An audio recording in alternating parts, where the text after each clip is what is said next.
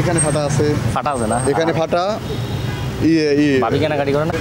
সকালে যাত্রা বাড়িতে মানুষজন অফিসে আসতেছে, গাড়ি চলতেছে, সেগুলো দিয়ে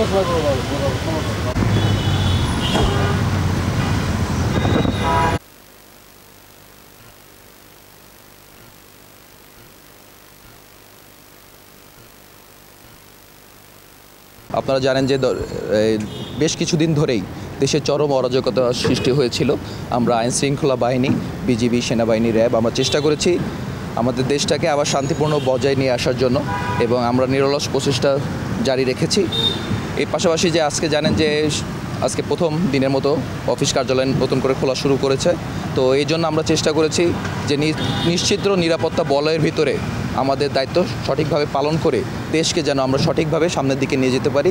এই জন্য আমাদের সর্বোত্তক প্রচেষ্টা জারি রেখেছি। আমরা আমাদের প্রচেষ্টা জারি রেখেছি। আপনারা দেখতে পাচ্ছেন যে আমাদের সাথে ডগ স্কোয়াড রয়েছে। আমরা বিভিন্ন রকম গাড়ি চেক করছি। যখন আমাদের কাছে মনে হচ্ছে যে সন্দেহ মনে হচ্ছে যে এইসব গাড়িতে বা এইসব মানুষ সন্দেহজনক তাদের চলাফেরা, সাথে সাথে আমরা তাদেরকে চেক করছি।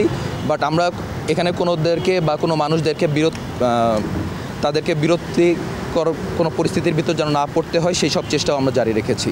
আমাদের বর্তমানে এখানে আমার সাথে 2 প্লাটুন রয়েছে। এছাড়াও ঢাকার বিভিন্ন অঞ্চলে বিভিন্ন জায়গায় তারা অনেকগুলো প্লাটুনে এখানে রয়েছে আর কি। আমি মেজর মোহাম্মদ রাফাত বিন আলম। আমি বর্তমানে ঢাকা পিলখানাতে অবস্থান করছি 5 বিজিবিতে ওয়াইস হিসেবে।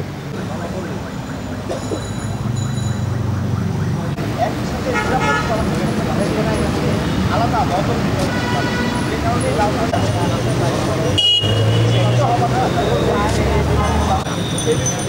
হবার পরে